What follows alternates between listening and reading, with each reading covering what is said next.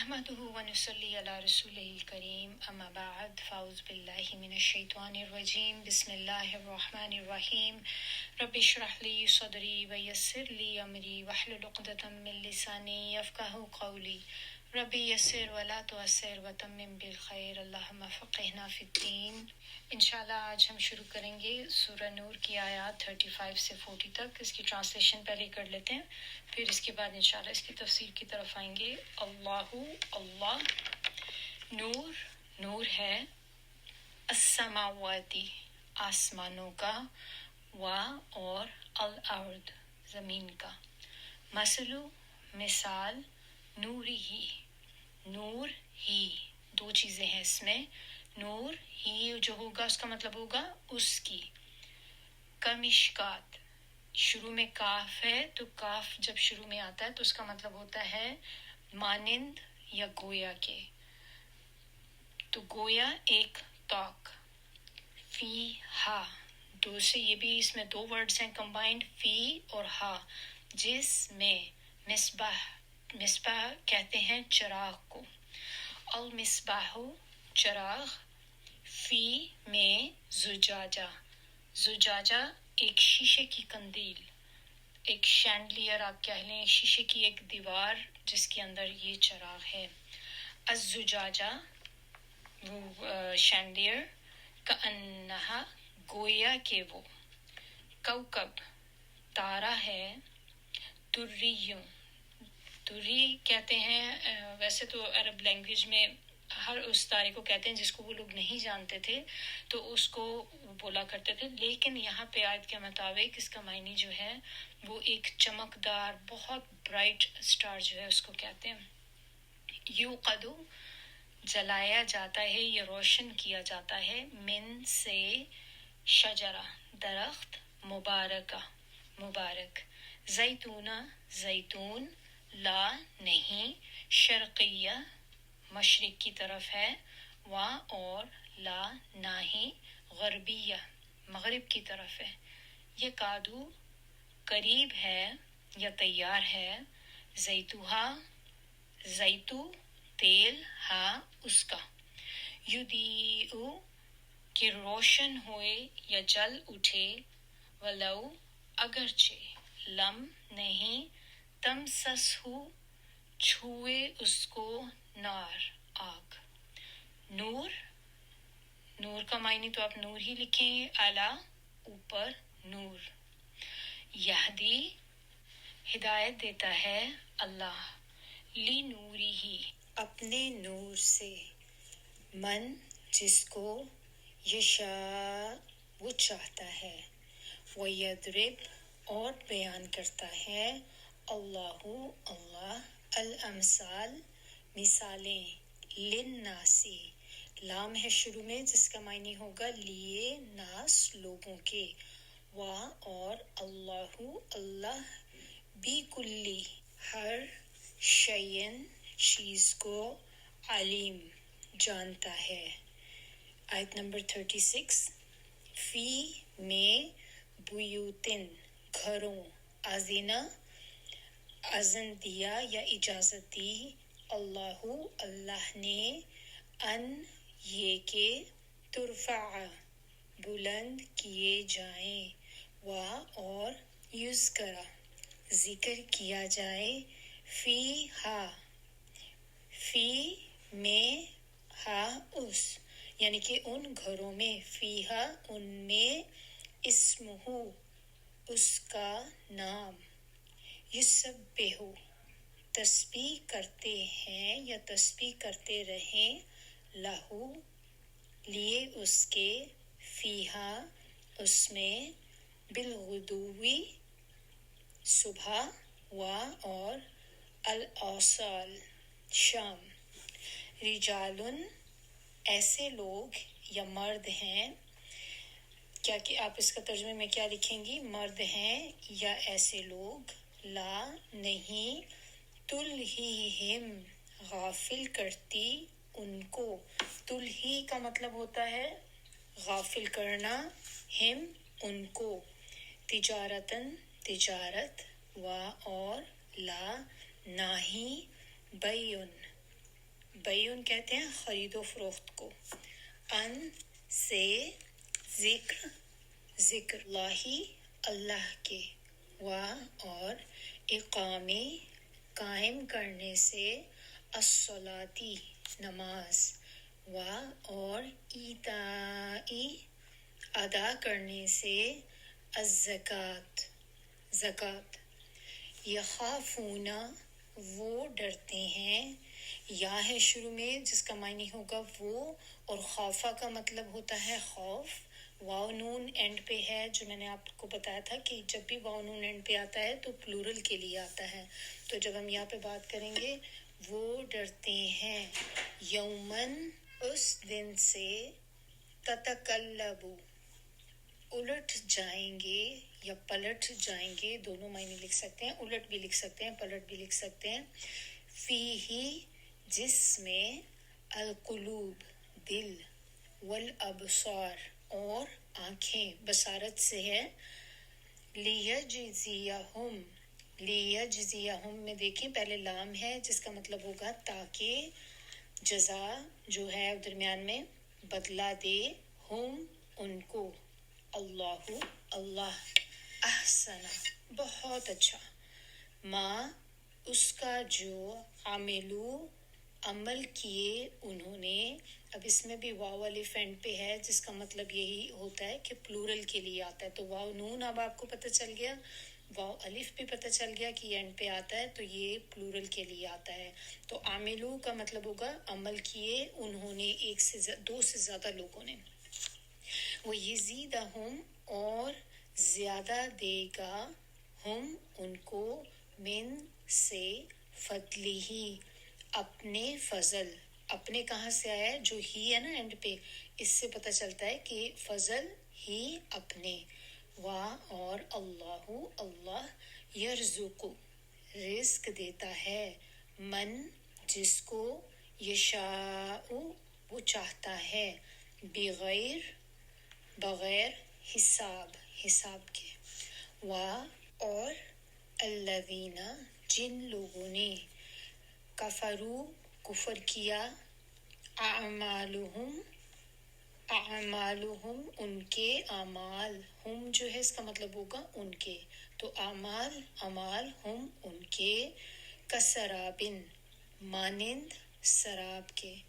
یعنی کہ سراب میں کیا ہوتا ہے, اگر آپ دیکھیں تو معراج جو ہوتا ہے تو وہ آپ کو سینڈ نظر آتی ہے, بیسیکلی ہوتی سینڈ ہے چمکتی ہوئی, لیکن جب آپ اس کو دور سے دیکھتے ہیں تو ایسے لگتا ہے کہ جیسے پانی ہے. تو یہاں پہ جو بتایا جا رہا ہے کہ ان کے اعمال ایسے ہوں گے کہ جیسے سراب, چمکتی ہوئی ریت. بقیعتن میدان میں, چٹھیل میدان جیسے ہوتا ہے. یحسبہ یا کا مطلب جو شروع میں نا یا, وہ حسب حسب کا مطلب ہوتا ہے سمجھنا, گمان کرنا, ہو اس کو, یعنی کہ وہ سمجھتا ہے اس کو.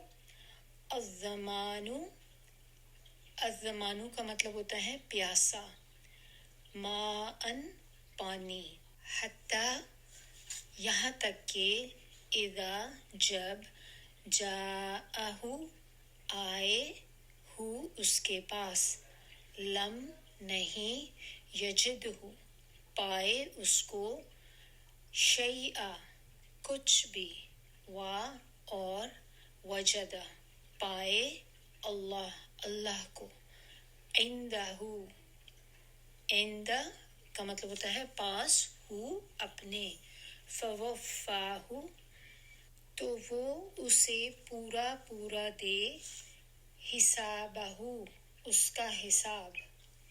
واللہ اور اللہ, سریع جلد لینے والا ہے یا جلد کرنے والا ہے, الحساب حساب. او یا کظلماتن مانند اندھیروں کے, مانند کہاں سے آیا ہے ہمارے پاس, کاف ہے نا شروع میں, کاف زبر جو ہے اس کا مطلب ہوتا ہے مانند. فی میں بحرن دریا یا سمندر, لجی لجی کا مطلب ہوتا ہے بہت گہرا, بہت ہی زیادہ گہرا کہ جس میں آپ کو روشنی نہ نظر آئے بالکل بھی. بہت گہرا پانی جو ہوتا ہے اس کو کہتے ہیں. یغشاہو چھا جاتی ہو، اینڈ پہ ہوا ہے جس کا مطلب اس پر. موجن موج یا لہر، من سے، فوقہی اس کے اوپر، موجن موج، من سے، فوقہی اس کے اوپر. سحابن سحاب کہتے ہیں بادل کو. ظلماتن اندھیرے ہی اندھیرے. بعدھا اس کے بعد. فوقا اوپر، بعد دوسرے یا بعد دونوں لکھ سکتے ہیں، بعد بھی لکھ سکتے ہیں، دوسرا بھی لکھ سکتے ہیں.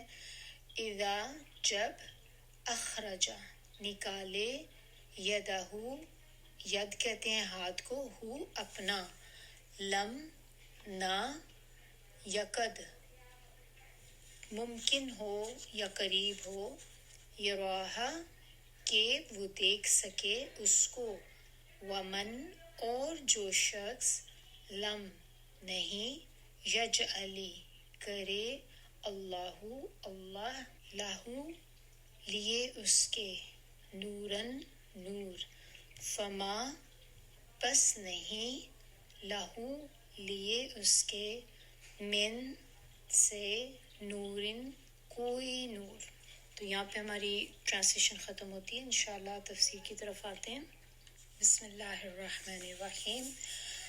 سورہ کی یہ والی جو آیات ہم لوگ کرنے جا رہے ہیں، اس کی تفسیر شروع کرنے سے پہلے ایک آپ لوگوں کی میں توجہ اس طرف دلاؤں گی کہ تھوڑا سا ذرا اس پہ فوکس کریں کہ ہم دنیا میں دیکھیں بہت ساری چیزوں کی مثالیں دیکھتے ہیں، یا آپ اس طرح سے کہہ لیں کہ ہم بہت سی چیزیں بتانے کے لیے چیزوں کو تشبیہ دیتے ہیں تاکہ ہمیں بات بہتر طریقے سے سمجھ آ جائے.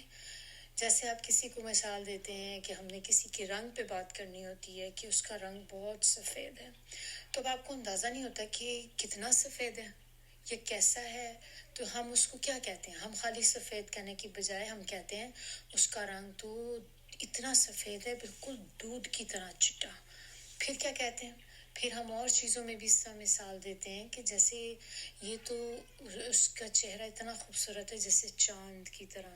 اسی طرح کسی کی مسکراہٹ پہ یا اور چیزوں میں بھی، اب یہ آپ خود اس میں دیکھیں کہ بہت سی چیزیں آپ لوگوں نے سب نے سنی ہوئی ہوں گی، لیکن اصل مقصد کیا ہوتا ہے اس چیز کا؟ مقصد اس چیز کا ہوتا ہے کہ جب آپ مثال یا تشبیہ دے کے بات سمجھاتے ہیں تو دوسرے کو ایک ویژولائز کرنے میں آسانی ہوتی، بات صحیح طریقے سے سمجھ آ جاتی ہے. اب ہم نے اتنی مثالیں سنی ہیں، کوئی بھی مثال اگر آپ کو ذہن میں یاد ہو، مجھے تو میں نے جتنی بھی اب تک سنی، لیکن جو بیسٹ مجھے تشبیہ لگی ہے اب تک، جو میں نے ایک آپ کہہ لیں کہ جو سب سے خوبصورت، اس کو پیرابل کہتے ہیں انگلش میں، پیرابل کہہ لیں آپ یا میٹافور کہہ لیں، تو میٹافور ہو گیا یا پیرابل ہو گیا. ایسی کون سی ہے جو بہت بیسٹ میں نے جو سنی، جو دیکھی، وہ سورہ نور کی آیت نمبر 35. اس میں اللہ سبحانہ تعالیٰ نے جس طریقے سے تشبیہ دی ہے انسان کو، اس کے دل کو، اور یہ اب ہم آیت پڑھیں گے تو ہمیں اس کا اندازہ کھل کے سارا ہوگا کہ کیسے اللہ تعالیٰ نے ہمیں کھول کھول کے چیزیں بتائیں، اور اس طریقے سے اللہ تعالیٰ نے ہمیں ایکسپلین کیا ہے کہ سبحان اللہ، انسان سوچ بھی نہیں سکتا کبھی کہ اتنا خوبصورت انداز بیان کرنے کا. تو آیت شروع ہی کس چیز سے ہو رہی ہے؟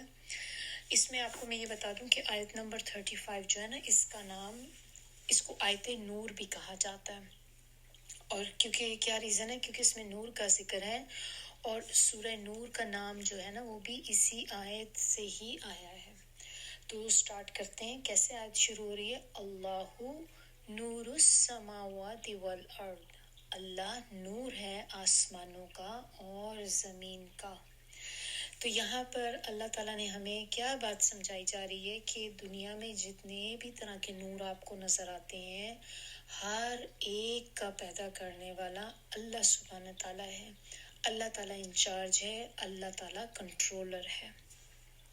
اب یہاں پہ جو لفظ آیا ہے کہ آسمانوں اور زمینوں کا نور ہے، تو زمین اور آسمان کا لفظ قرآن مجید میں کائنات کے معنی میں استعمال بھی ہوتا ہے، لہٰذا اگر ہم دوسرے الفاظ میں ترجمہ دیکھیں تو یہ بھی ہو سکتا ہے کہ اللہ ساری کائنات کا نور ہے، اللہ کی ذات نور ہے، اس کا حجاب نور ہے، وہ ہر طرح کے نور کا خالق ہے، اس کا عطا کرنے والا ہے، اس کی طرف ہدایت کرنے والا ہے۔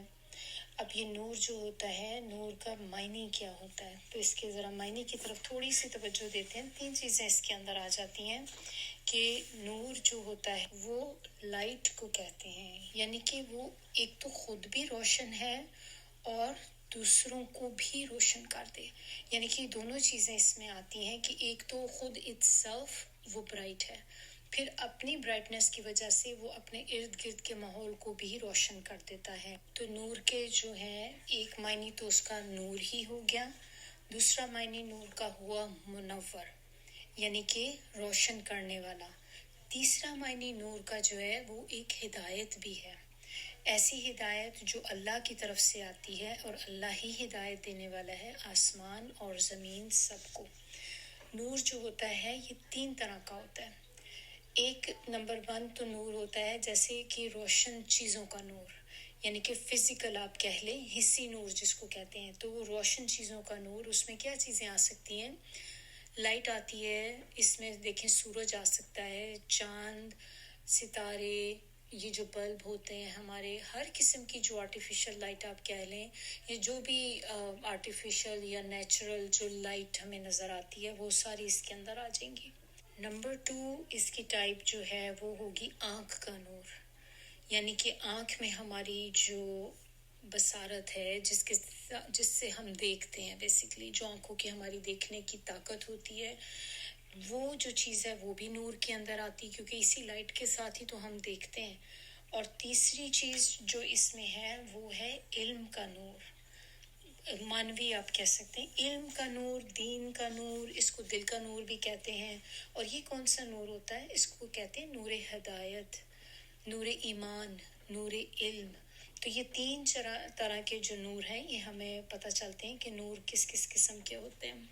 یہ سارے ہی نور، چاہے وہ آپ کی آنکھ کا نور ہو، سورج کا نور ہو، چاند کا نور ہو، ہمارے لائٹ بلبس کا نور ہو، یا ہمارے دل کا نور ہو، جو ہمیں لائٹ اللہ تعالیٰ نے دی، جو گائیڈنس ہمیں دی، جس کی وجہ سے ہم اب قرآن پڑھ رہے ہیں، تو یہ سب آتی کہاں سے ہے؟ ان سب کا دینے والا کون ہے؟ تو وہ کوئی اور نہیں سوائے اللہ کے، لیسا کمثلہ شیء، کوئی بھی اللہ کے جیسا نہیں، کوئی بھی ایسا نہیں جو اللہ کے علاوہ یہ سب دے سکے۔ اب اس میں ہم لوگ اکثر پوچھتے ہیں، بچے بات کرتے ہیں نا تو آپس میں جیسے کہتے ہیں کہ اب بتائیں کہ لائٹ کو کس نے کریٹ کیا، بلب کو کس نے بنایا، ہو کریٹڈ دا لائٹ۔ تو اکثر جب ہم اس طرح کی باتیں بچوں سے پوچھ رہے ہوتے ہیں، کر رہے ہوتے ہیں، تو ہم کہتے ہیں کہ کس نے اس کو لائٹ بلب کو انوینٹ کیا، فائر کو کس نے کیا، اور ہم لوگوں کے نام لیتے ہیں، جیسے کہ ہم کہتے ہیں کہ تھامس ایڈیسن تھا تو اس نے لائٹ بلب کو کیا۔ لیکن آپ کو پتہ ہے کہ انسان کے پاس تو کسی چیز کی طاقت نہیں ہے، اصل میں ان کو بھی جو عقل دی کس نے دی؟ اللہ نے ہی ایسے ذریعے ہمارے لیے بنائے، اللہ نے ہمیں ایسی چیزیں پرووائڈ کی یا ہمیں ڈائریکٹ کیا ایسی ڈائریکشن کی طرف جس سے ہمیں یہ پتہ چلے کہ یہ بھی کوئی چیز ہے، آگ ہے۔ اب آگ کا انسان جب بورن ہوا تو ظاہر ہے اس کو تو نہیں پتا تھا آگ کا، لیکن آہستہ آہستہ انسان کو اللہ نے عقل دی کہ جس کے ذریعے اس نے دیکھا کہ جب آپ ان 2 پتھروں کو آپس میں رگڑتے ہیں تو اس سے آگ نکلتی، پھر اس آگ کو کرنا کیا ہے؟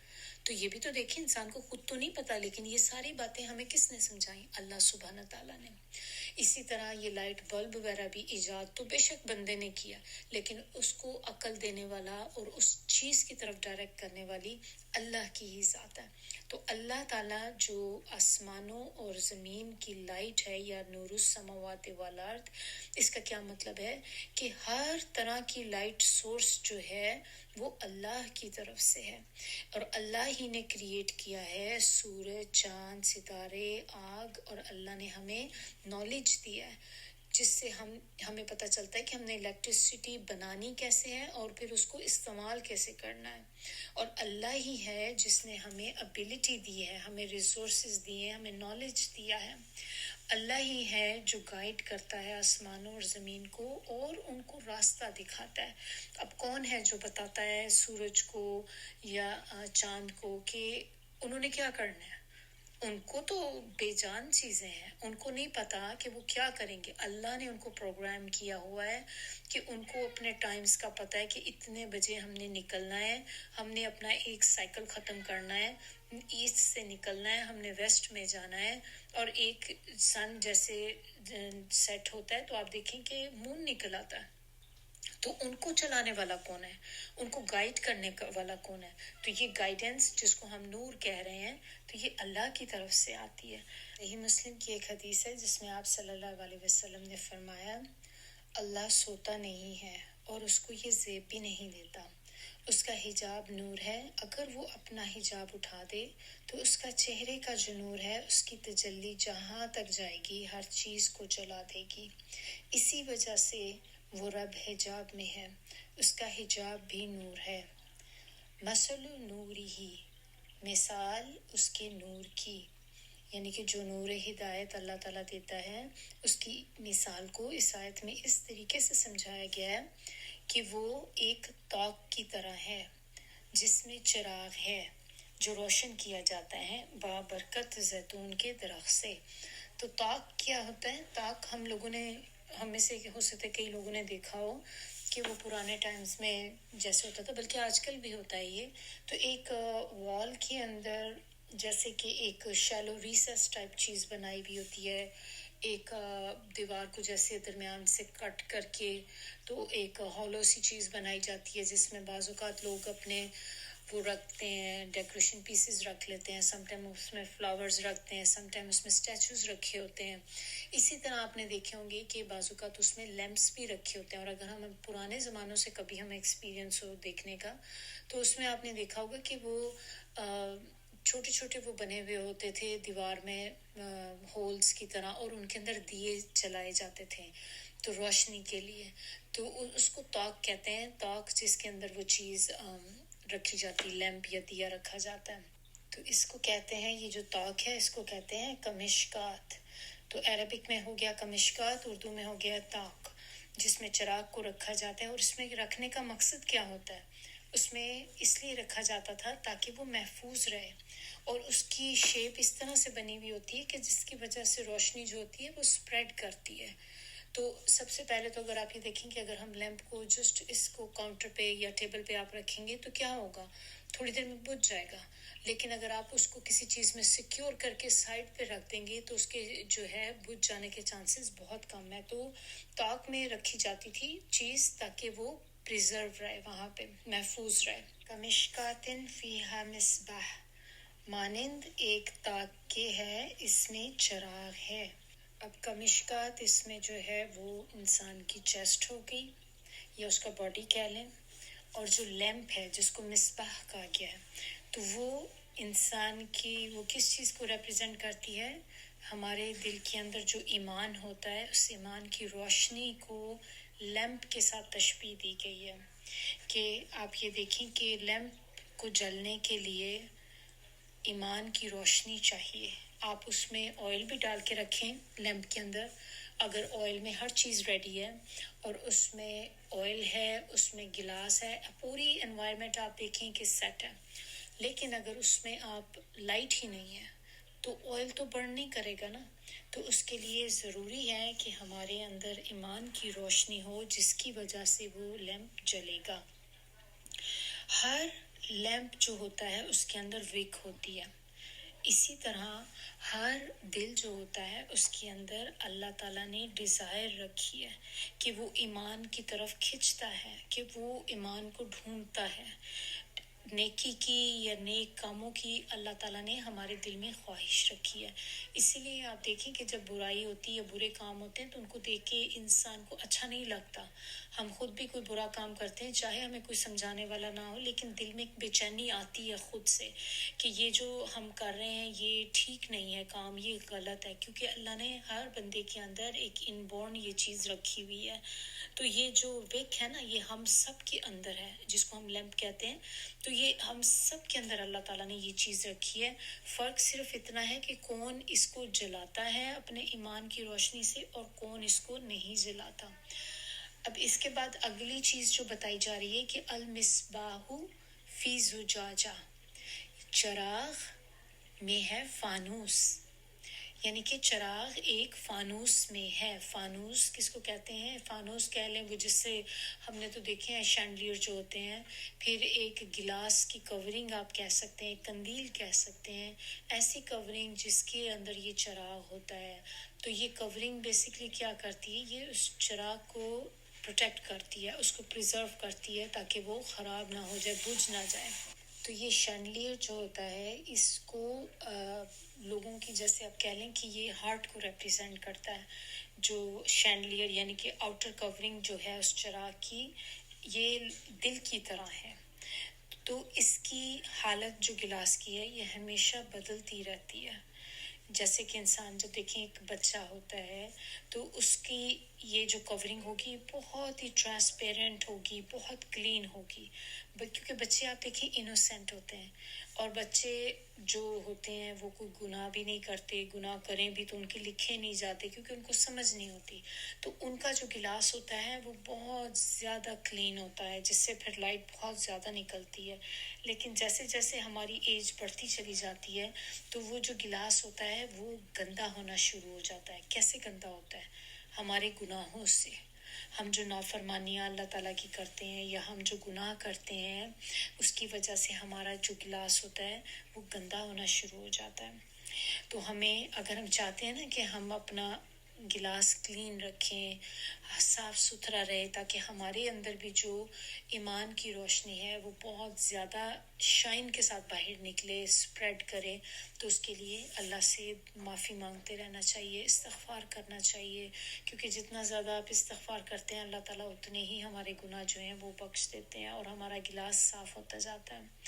کچھ لوگوں کے دل جو ہوتے ہیں وہ کہتے ہیں اتنے سافٹ ہوتے ہیں کہ وہ ان کو بہت جلدی رونا آتا ہے کسی کی بھی بات تکلیف سنتے ہیں یا جب وہ قرآن کو سنتے ہیں.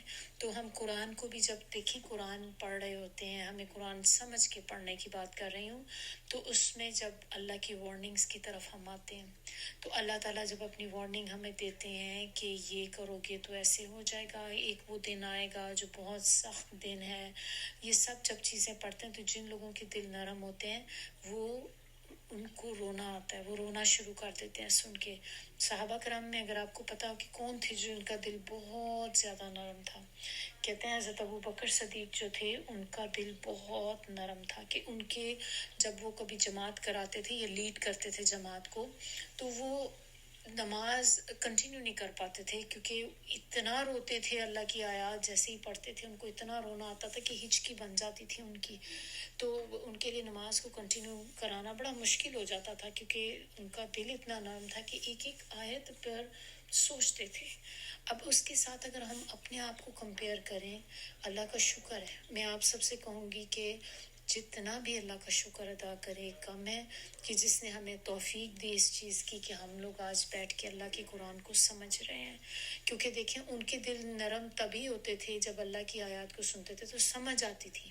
اب ہمیں جب سمجھ ہی نہیں آتی تو ہم نے رونا کس چیز پہ؟ ہم بعض اوقات رونے والی چیزوں پہ ہنس رہے ہوتے ہیں, ہنسنے والی پہ رو رہے ہوتے ہیں کیونکہ ہمیں پتہ ہی کچھ نہیں ہے. قرآن پڑھتے ہیں اور ہم یا لوگوں کو روتے ہوئے سنتے تھے, قاری جیسے اکثر ہوتے ہیں, تو ہم کہتے تھے پتہ نہیں کیوں رو رہے ہیں, کس بات پہ رو رہے ہیں, تو ہمیں نہیں پتہ چلتا.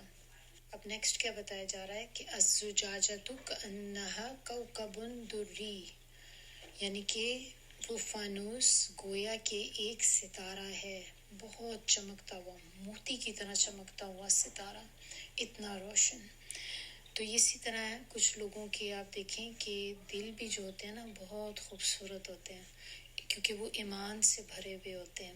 تو اسی طرح ایک مومن جو ہوتا ہے اس کا دل جو ہوتا ہے نا وہ بھی ہر وقت ایمان سے بھرا ہوا ہوتا ہے. ایمان کا بھی اپ اینڈ ڈاؤن تو ہوتے ہی رہتے ہیں, لیکن ایمان کی روشنی اس کے اندر چل رہی ہی ہوتی ہے. یہاں تک تو ہم نے دیکھ لیا, ہم نے طاق دیکھ لیا, پھر ہم نے یہ بھی دیکھ لیا کہ ایک لیمپ ہوتا ہے, لیمپ جو ہوتا ہے ایمان کی لائٹ کو ریپریزنٹ کرتا ہے. پھر ہم نے دیکھا کہ لیمپ کے گرد ایک آؤٹر کورنگ ہے جو ایک شینڈلیئر ہے, وہ شینڈلیئر جو انسان کا دل ہے.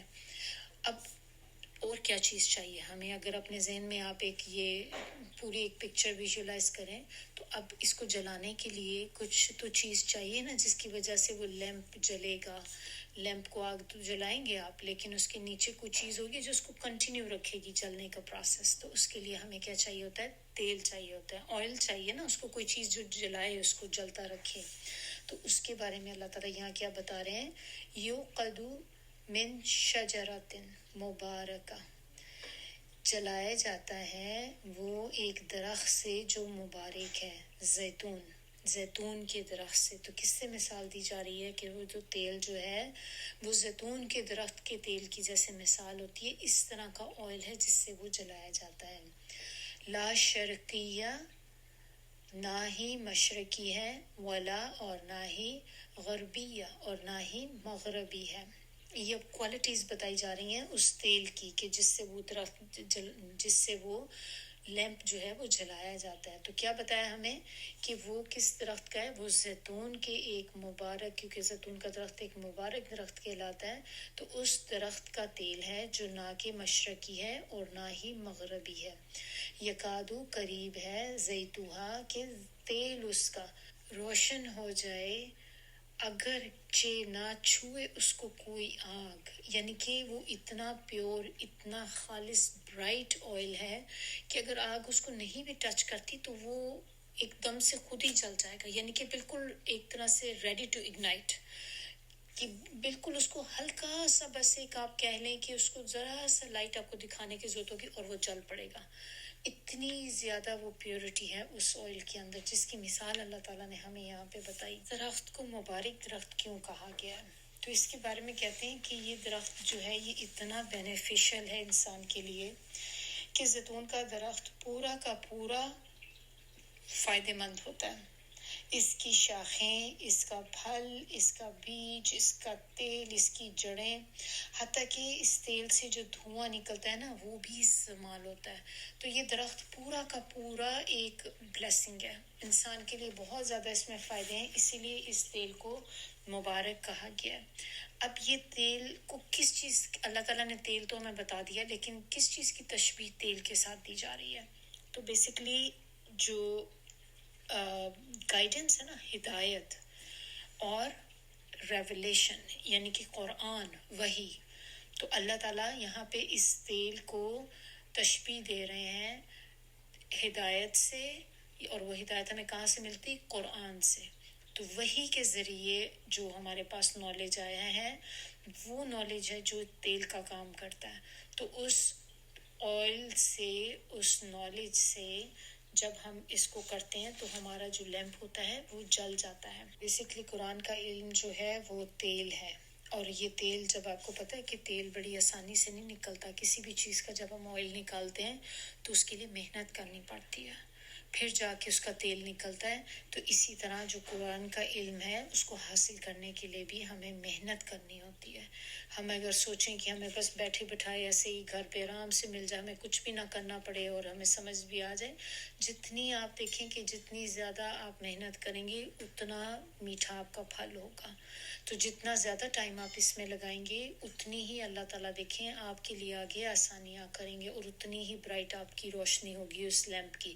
تو اس لیمپ کی روشنی کو آپ جتنا تیز کرنا چاہتے ہیں, آپ کی ایفرٹس اتنی زیادہ بڑھتی جائیں گی, تو آپ کی لائٹ زیادہ ہوتی جائے گی.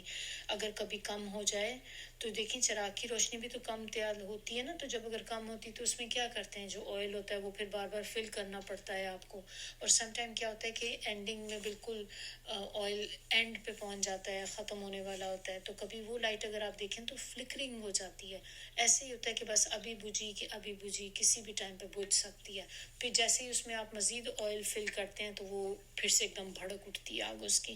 تو اسی طرح ہماری لائف میں بھی دیکھیں اپ اینڈ ڈاؤن تو آئیں گے, کبھی ہم زیادہ ٹائم دے سکیں گے، کبھی نہیں دے سکیں گے، کبھی کچھ حالات ایسے ہو جاتے ہیں تو اس وقت ہمارا یہ فیول کم ہو جاتا ہے. لیکن یہ کہ as soon as جیسے ہی آپ کے حالات بہتر ہوں، آپ دوبارہ سے اس چیز کی طرف آتے ہیں تو آپ کا وہ جو شعلہ کہہ لیں یا لائٹ ہوتی ہے وہ اتنی زیادہ اور ہو جاتی ہے.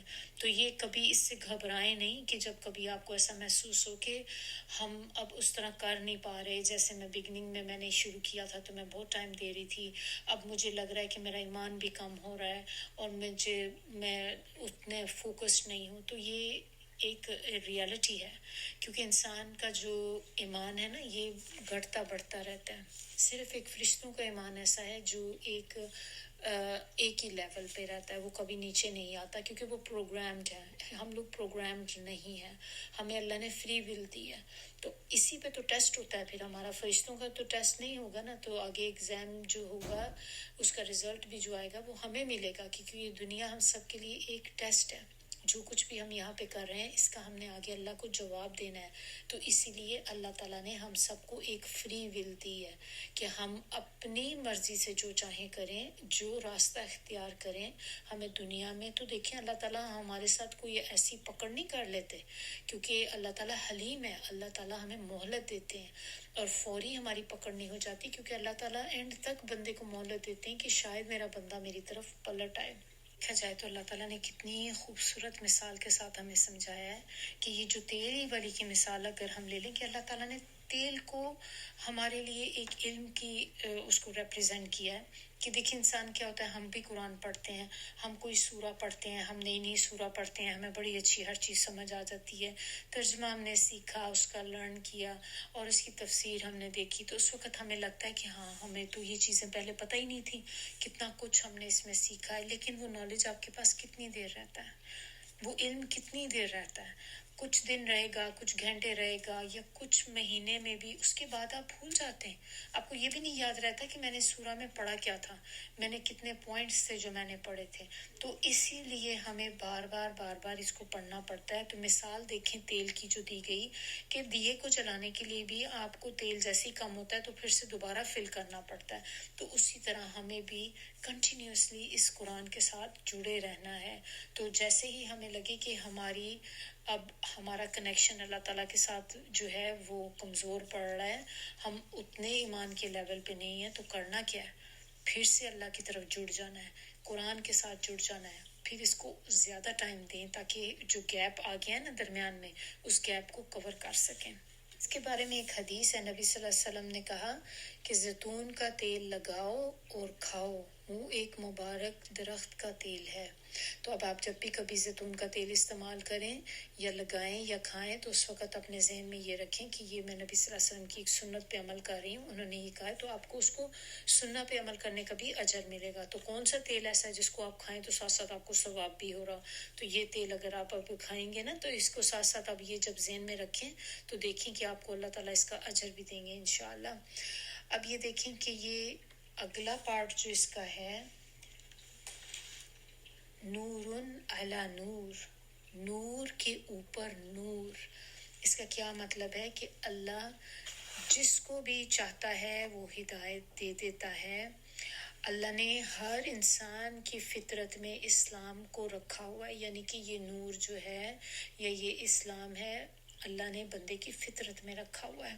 اب یہ علیحدہ بات ہے کہ جب ہم بچے کو جس طرح سے ریز کرتے ہیں یا جیسے ہم ریزڈ ہوتے ہیں، یہ تو ہماری بہت بڑی ایک خوش قسمتی کہہ لیں کہ اللہ تعالیٰ نے ہمیں ایک مسلمان گھرانوں میں پیدا کیا ہے.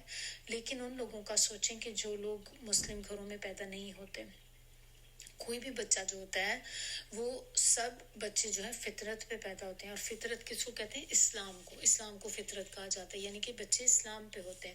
تو اسی لیے جو بچے پیوبرٹی سے پہلے جن کی ڈیتھ ہو جاتی ہے وہ سارے جنت میں جاتے ہیں، کیونکہ وہ تو چاہے وہ کہنے کو کرسچن ہو، چاہے وہ ہندو ہوں، کافر ہوں، بودھسٹ ہوں، کچھ بھی ہوں، لیکن وہ بچوں کی جب ڈیتھ ہوتی ہے تو دے گو ان جنت. اس کی ریزن کیا ہے؟ کیونکہ وہ بچے انوسینٹ ہوتے ہیں اینڈ دے آر مسلم. ان کو جو ان کے پیرنٹس ہوتے ہیں وہ ان کو بنا دیتے ہیں، ان کو جیسے کرسچن بنا دیا، جوش بنا دیا، ہندو بنا دیا. تو لیکن جو بچے ہیں اس کے بارے میں نبی صلی اللہ علیہ وسلم کی حدیث بھی ہے کہ ہر بچہ فطرت پہ پیدا ہوتا ہے. تو یہ اللہ تعالیٰ نے ہم سب کے اندر ایک انبورن چیز رکھی ہے، اور جیسے ہی ہمیں وہ پراپر نالج ملتا ہے، تو اسی طرح آپ نے کبھی دیکھا ہوگا کہ کچھ نان مسلم ہی لوگ ہوتے ہیں، لیکن جب وہ قرآن کو سنتے ہیں ان کو سمجھ تو کچھ نہیں آ رہی ہوتی، لیکن ان کے ایک دم سے وہ کہتے ہیں کہ ہمیں اپنی ہارٹ کی کنڈیشن لگی کہ چینج ہو گئی، دل کی حالت بدل گئی ساتھ ہی ہمارے، اور اللہ تعالیٰ جس کو گائیڈ کرنا چاہتا ہے تو اللہ تعالیٰ اس کو گائیڈ کر دیتے ہیں۔ جن کے دل بہت پیور ہوتے ہیں، چاہے وہ مسلم ہو نان مسلم ہو، جیسے ہی وہ قرآن سنتے ہیں تو فوراً اس کو لے لیتے ہیں، اور جب وہ لے لیتے ہیں تو کیا ہوتا ہے کہ ہر طرف روشنی ہو جاتی ہے۔ اس چیز کو بتانے کے لیے یہاں پہ کہا گیا ہے نورن علی نور، کہ ایک تو نور ان کے اندر جو ایمان کا نور تھا وہ تو ہے ہی، لیکن جیسے ہی وہ آئل اس میں ڈالا جاتا ہے تو ایک دم سے شعلہ نکلتا ہے اور اس سے لیمپ جل اٹھتا ہے اور چاروں طرف اس کی لائٹ ہو جاتی ہے۔ تو اب آپ کو امید ہے کہ سمجھ آ گئی ہوگی بات کہ نور علی نور کہہ کے اللہ تعالیٰ نے کہا ہے کہ ایک نور تو ایمان کا نور ہے، دوسرا نور اس کو جو وحی کی صورت میں قرآن کی صورت میں جو ملا ہے جس سے وہ جلتا ہے۔ اب یہ روشنی جو نور ہم کہہ رہے ہیں کہ نور علی نور، یہ روشنی کس چیز کے اوپر ڈیپینڈ کرتی ہے؟ تو یہ ڈیپینڈ کرتی ہے تیل پر اور زجاج پر۔ یہ زجاج یعنی کہ انسان کا دل، تو تیل یعنی کہ آپ کا جو نالج ہے اس پہ ڈیپینڈ کرے گی، جتنا اوتھینٹک نالج آپ لیں گے، جتنا صحیح نالج آپ کریں گے۔ اب نالج تو ہم دیکھیں اسکولوں یونیورسٹیز میں جاتے ہیں، نالج تو ہم وہاں بھی لے رہے ہوتے ہیں، لیکن کیا اس نالج سے آپ کی لائٹ چلے گی؟ اس سے تو نہیں چلے گی، کیونکہ یہاں پہ جس نالج کی بات کی جا رہی ہے یہ وحی کا علم ہے، یعنی کہ قرآن۔ تو جب قرآن اور حدیث کے علم کو ہم لیتے ہیں، سیکھتے ہیں، تو وہ ہے جو تیل کا کام کرتا ہے۔ یہ تیل جیسے ہی اس کے ایسے دل کے اوپر ڈالا جاتا ہے جس میں ایک تڑپ ہو، جس میں علم حاصل کرنے کی تڑپ ہو، جس میں اللہ کے دین کو سمجھنے کی تڑپ ہو، ہدایت لینے کی تڑپ ہو، تو جیسے ہی یہ تیل اس کے اوپر ڈالا جاتا ہے تو ایک دم سے جو ہے وہ شعلہ بھڑک اٹھتا ہے، اور اس کے جو ہر طرف اس کے ارد گرد جو ہوتی ہے وہ یہ لائٹ ہو جاتی ہے، جس کو یہاں پہ بتایا گیا ہے۔ باقی کیا بتایا جا رہا ہے؟ یہد اللہ لنورہ، ہدایت دیتا ہے اللہ اپنے نور سے جس کو وہ چاہے، کیونکہ صرف اللہ ہی کی طرف سے ہدایت آتی ہے، اور جس کے لیے وہ چاہتا ہے اس کو اپنی ہدایت دے دیتا ہے۔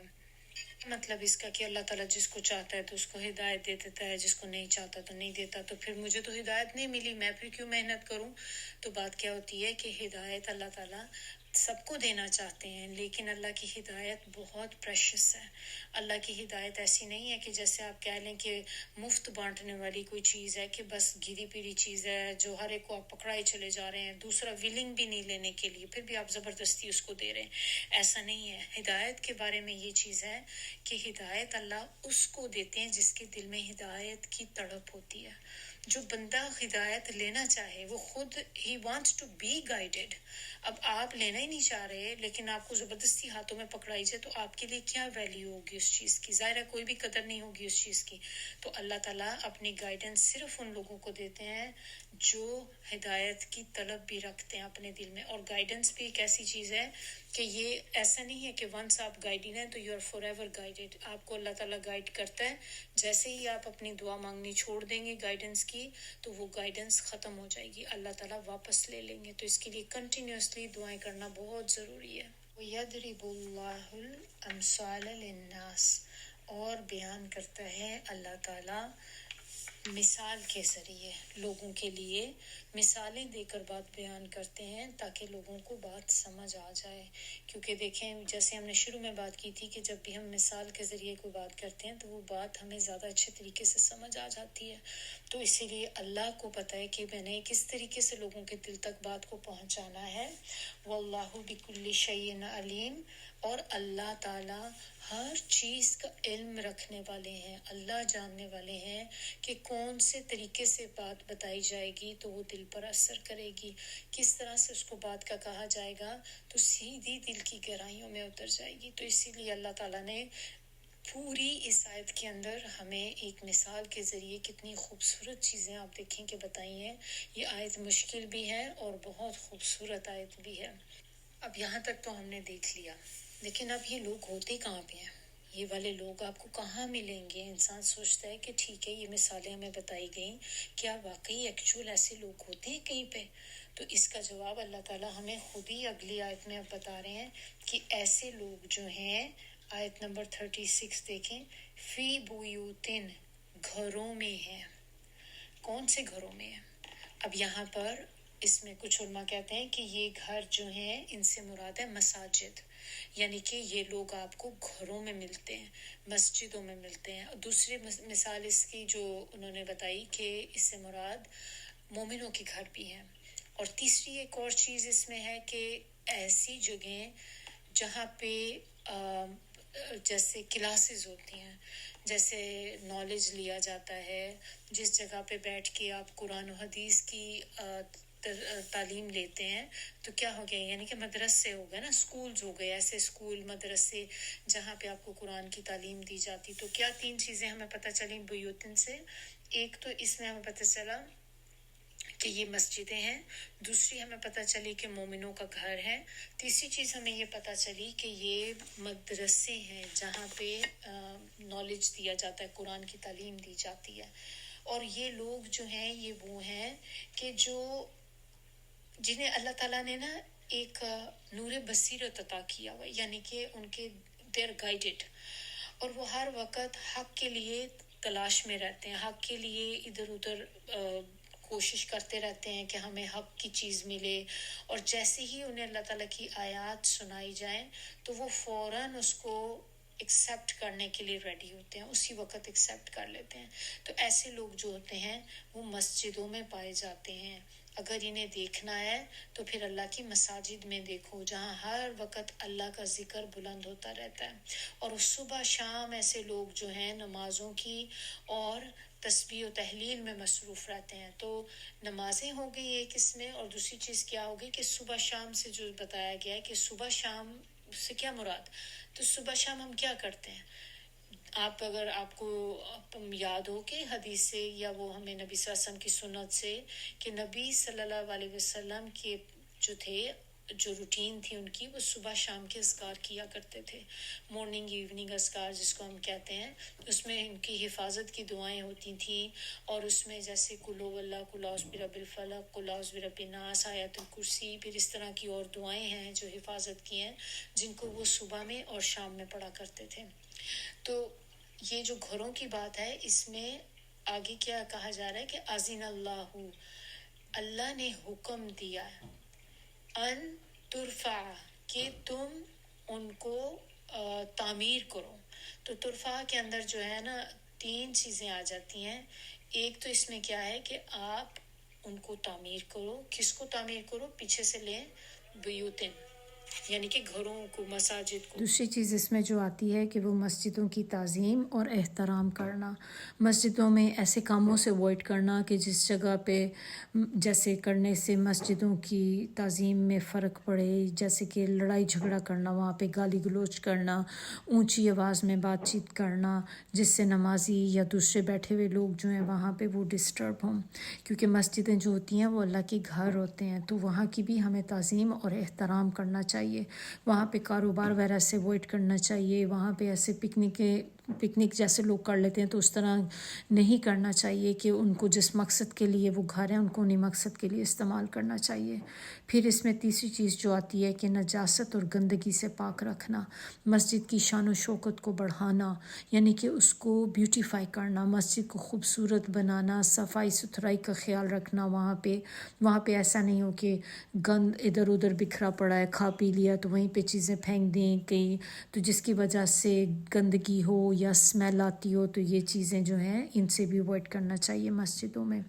پھر بیوتن سے مراد جو ہے پہلے ایک تو ہوگی مساجد، دوسری چیز اس سے ہوتی ہے مومنوں کے گھر، جہاں پہ ہم لوگ جو اپنے نمازیں پڑھتے ہیں، اپنے صبح شام کے اذکار کرتے ہیں گھروں میں، تو جس کی وجہ سے اس میں یہ بھی ان کو ایڈ کیا گیا ہے۔ تو اس کے بارے میں کہا گیا ہے کہ جب نماز انسان پڑھے مسجد میں اگر آپ جائیں تو فرض جو ہیں وہ مسجد میں ادا کریں، اور سنت اور نفل جو ہیں کوشش کریں کہ وہ گھر آ کے اپنے گھروں میں پڑھیں، تاکہ ہمارے جو گھر ہیں وہ قبرستان نہ بن جائیں۔ اور دوسری یہ کہ جب آپ گھروں میں پڑھیں گے تو ظاہر سی بات ہے کہ گھر میں بھی انسان کے بلیسنگ ہوگی، اور ہر وقت وہاں پہ ذکر ہوتا ہی رہنا چاہیے کہ اللہ تعالیٰ کا ذکر کسی نہ کسی فارم میں وہاں پہ کرتے رہیں۔ تیسری چیز اس میں جو بیوتن میں آ جاتی ہے وہ وہ ہیں مدارس، مساجد ہو گئی، مومنوں کے گھر ہو گئے، اور تیسری چیز کیا ہوگی؟ مدرسے، جہاں پہ دینی تعلیم دی جاتی ہے، قرآن کی حدیث کی تعلیم دی جاتی ہے، وہ بھی اس سے مراد ہے کہ وہ والے جو گھر ہیں وہ بھی اس میں آ جاتے ہیں۔ اس کے بارے میں ایک حدیث ہے بخاری مسلم کی، آپ صلی اللہ علیہ وسلم نے فرمایا ہے جو شخص اللہ کی رضا حاصل کرنے کے لیے مسجد بنائے، اللہ اس کے لیے اسی جیسا گھر جنت میں بناتے ہیں۔ پھر اس سے اگلی آیت میں آپ دیکھیں کہ ہم نے ابھی تو یہ پڑھا کہ نور علی نور اللہ تعالیٰ کرتے ہیں کچھ لوگوں پہ، پھر ہم نے دیکھا کہ وہ لوگ ہوتے کہاں پہ ہیں، وہ لوگ گھروں میں پائے جاتے ہیں۔ پھر اب ہم دیکھیں گے کہ ان کی کوالٹیز کیا ہیں ایسے لوگوں کی، آخر وہ کچھ تو ایسا کام کرتے ہوں گے نا کہ جس کی وجہ سے اللہ سبحانہ تعالیٰ نے ان کو یہ اجر عطا کیا، یا ان کو اللہ تعالیٰ نے یہ ایک بہت بڑی اپنی ایک رحمت عطا کی ہے، نعمت آپ کہہ لیں کہ ان کے نور کو اور بڑھا دیا اللہ تعالیٰ نے۔ تو اس آیت سے ہمیں پتہ چلتا ہے، آیت نمبر 37 سے، کہ رجال لا تلہیہم، لا تلہیہم کا کیا مطلب ہے کہ یہ لوگ نہیں غافل کرتی ان کو۔ اب کیا چیز ان کو غافل نہیں کرتی؟ تجارت و بیع، اور خرید و فروخت۔ کس چیز سے غافل نہیں کرتی؟ ان سے ذکر اللہ، نمبر 1 کام اللہ کے ذکر سے غافل نہیں کرتی۔ نمبر 2 و اقام الصلاۃ، اور نماز کے قائم کرنے سے۔ نمبر 3 و ایتاء الزکاۃ، اور زکوٰۃ کو عطا کرنے سے۔ یعنی کہ یہ دنیا کے اگر کام آپ دیکھیں تو تجارت اور خرید و فروخت جو ہوتی ہے بہت امپورٹنٹ کام ہے زندگی کے، کیونکہ اس سے آپ کا دیکھیں معاش چلتا ہے، روزی کمانے کا ذریعہ ہے۔ تو یہ چیزوں کے لیے تو انسان کتنے قتل و غارت ہو جاتے ہیں، تو روزی کے کمانے کی جو چیزیں ہیں یہ چیزیں بھی ان کو غافل نہیں کرتی اللہ کے ذکر سے۔ تو یہ کوالٹیز ہیں ان لوگوں کی۔ پھر اور ایک کوالٹی ان کی آگے کیا ہے کہ یہ سارا کچھ کرنے کے باوجود بھی، یہ تینوں کام اللہ کی رضا کے لیے یہ کرتے ہیں، تو اس کے باوجود اللہ سے ڈرتے رہتے ہیں۔ یخافون یومن، وہ ڈرتے ہیں اس دن سے۔ کون سے دن سے؟ یہ قیامت کے دن کی بات ہو رہی ہے کہ قیامت کے دن سے ڈرتے ہیں۔ تتقلب، جس دن ان کے الٹ جائیں گے، فیہ القلوب، دل، والابصار، اور ان کی آنکھیں، یعنی کہ اس دن ان کی آنکھیں اور ان کے دل جو ہیں وہ ادھر ادھر بھٹک رہے ہوں گے، کبھی ادھر کبھی ادھر دیکھیں گے۔ اور ایسا کب ہوتا ہے انسان کے اوپر؟ خوف کی حالت میں، جب ہمیں بہت زیادہ کسی چیز کا ڈر ہو، یا کسی ایسی سچویشن میں آپ ہوں کہ جب انسان بالکل خوف میں، نہ اس کی آواز نکلتی ہے اور بہت زیادہ ڈرا ہوا سہما ہوا، تو اس کی آنکھیں پتھرائی بھی، کبھی وہ ادھر دیکھے گا ادھر دیکھے گا۔ تو اتنا کام کرنے کے باوجود بھی آپ دیکھیں کہ اللہ تعالیٰ سے پھر بھی ڈرتے رہتے ہیں۔ اور آگے ہمیں اگلی آیت میں اس میں کیا پتہ چلتا ہے کہ لیجزیہم اللہ، اور اس بات کی امید رکھتے ہیں کہ اللہ ہمیں دے گا احسن ما عملو، جو ہم نے عمل کیے دنیا میں، اللہ ان کا ہمیں بہترین اجر عطا کریں گے۔ وَيَزِيدَهُمْ، تو یہاں پہ کیا بتایا جا رہا ہے کہ وہ لوگ اس توقع پہ یہ سارے کام کرتے ہیں کہ اللہ کے ہاں اپنے ان عملوں کا بہتر بدلہ ملے، اور جو یقیناً انہیں مل جائے گا۔ اللہ صرف ان کے اعمال کا بہتر بدلہ ہی نہیں دیں گے، بلکہ اللہ تعالیٰ انہیں ایسی ایسی نعمتوں سے بھی نوازیں گے جو اس وقت ان کے خواب و خیال میں بھی نہیں ہوں گی۔ ایسی چیزیں اللہ تعالیٰ ان کو عطا کریں گے، من فضل ہی، اپنے فضل سے، یعنی کہ یہ ان کے کام کیے ہوئے کا بدلہ نہیں ہوگا، یہ آن ٹاپ آف دیٹ بدلہ تو اللہ تعالیٰ پورا دیں گے ان کو، لیکن اس کے ساتھ اس کے اوپر کچھ اور بھی اللہ تعالیٰ ان کو عطا کرے گا، جو ایسی نعمتیں ہوں گی جو انہوں نے پہلے کبھی نہیں دیکھی ہوں گی۔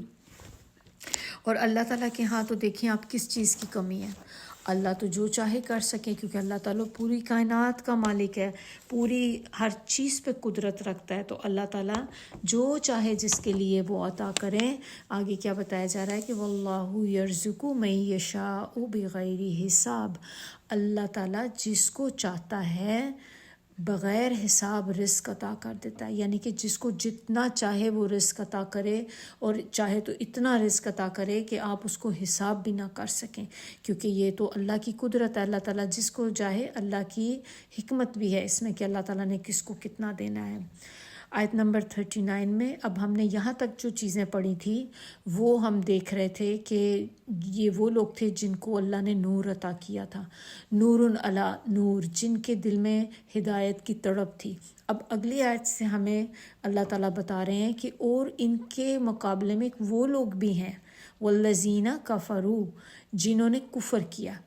یہ وہ لوگ ہیں جیسے کافر، منافق، یہ ان کی مثال اس طرح سے ہے کہ جیسے وہ آخرت پہ بھی یقین رکھتے ہیں اور ساتھ ساتھ کچھ نیک عمل بھی کر لیتے ہیں، لیکن ان کے اعمال پورے کے پورے اللہ کے لیے نہیں ہوتے۔ وہ اللہ کے آگے نیک عمل کرنے میں دوڑ نہیں لگا دیتے کہ بھاگیں اس چیز میں کہ جتنے زیادہ ہم اعمال کر سکتے ہیں وہ کر سکیں، بلکہ وہ تھوڑے بہت اس لیے صرف کر لیتے ہیں کہ ان کی وجہ سے ہم جنت میں چلے جائیں گے، اور وہ ہوتے بھی ہیں تو وہ پیورلی اللہ تعالیٰ کے لیے نہیں ہوتے، اور اس پہ بھی انہیں یہ توقع ہوتی ہے کہ آخرت میں ہمیں اس کا اجر ملے گا، اور وہ اپنے نفس کو جو ہے فوقیت دیتے ہیں، دنیا میں اپنی خواہشات کو فوقیت دیتے ہیں، آخرت پہ ان کا یقین تو رکھتے ہیں لیکن آخرت کے لیے کام نہیں کرتے۔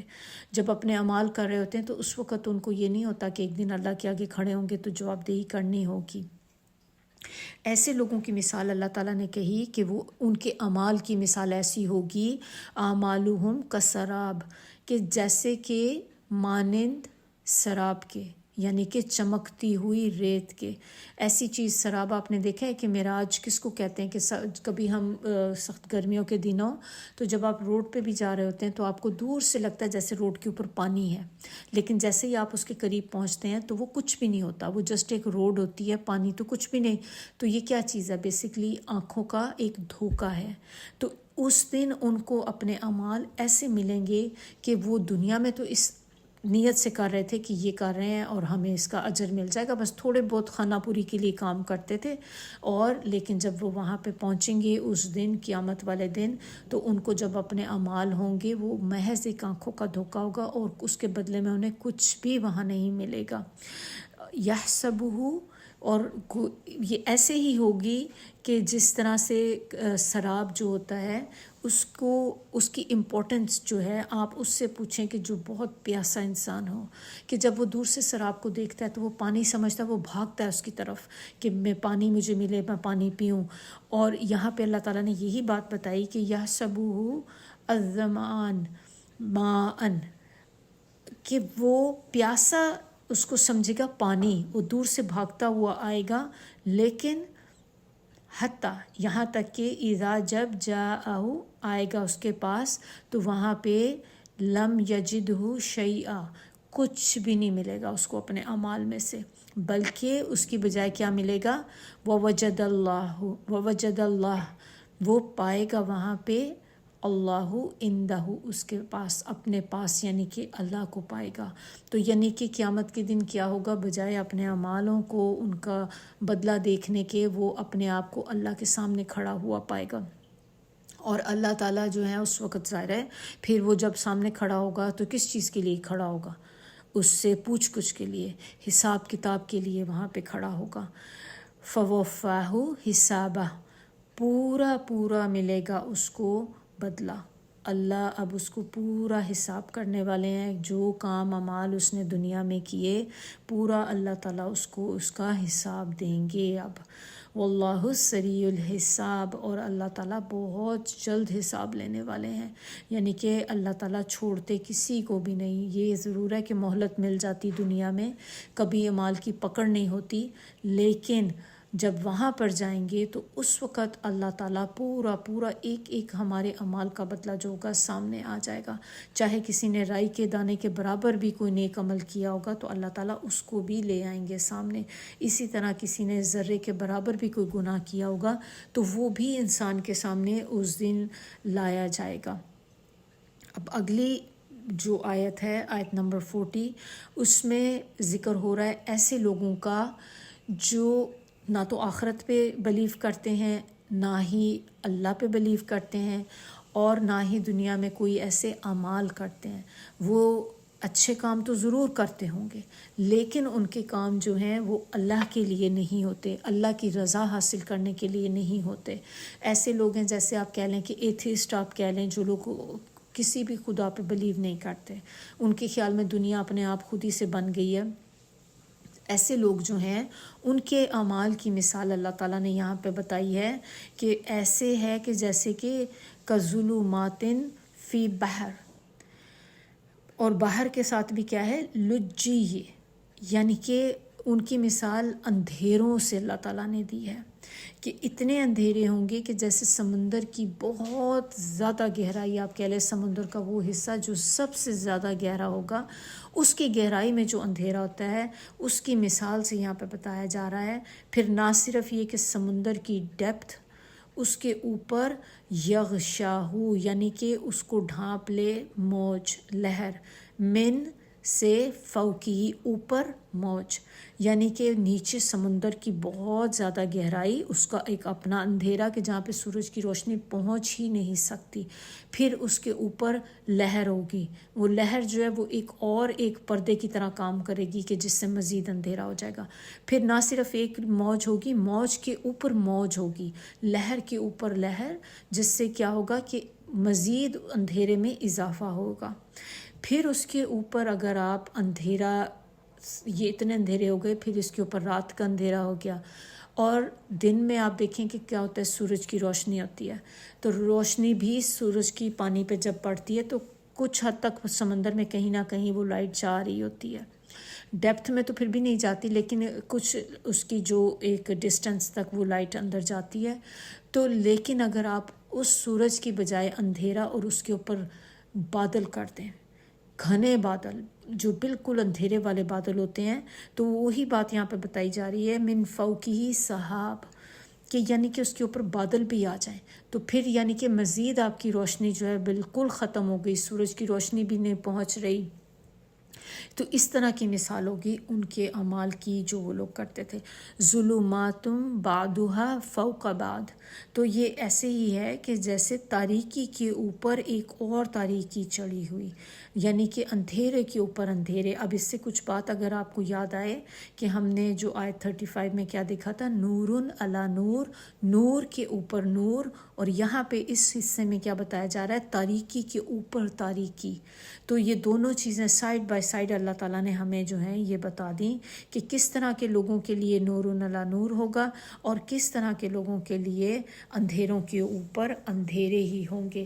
تو اس کی مثال ایسے ہی ہے کہ جیسے کوئی شخص بہت ہی گہرے سمندر میں رات کے وقت سفر کر رہا ہو، تو موجوں پر موجیں اٹھ رہی ہوں اور اوپر سے کالے سیاہ بادل بھی آ جائیں، تو یہ شخص اس وقت اگر اپنا ہاتھ بھی اپنے سامنے لے کر آئے گا، اپنا یعنی کہ ہاتھ بھی نکال کے آنکھوں کے سامنے کرے تو اس کو اپنا ہاتھ بھی نظر نہیں آئے گا، اتنا اندھیرا اس وقت ہوگا.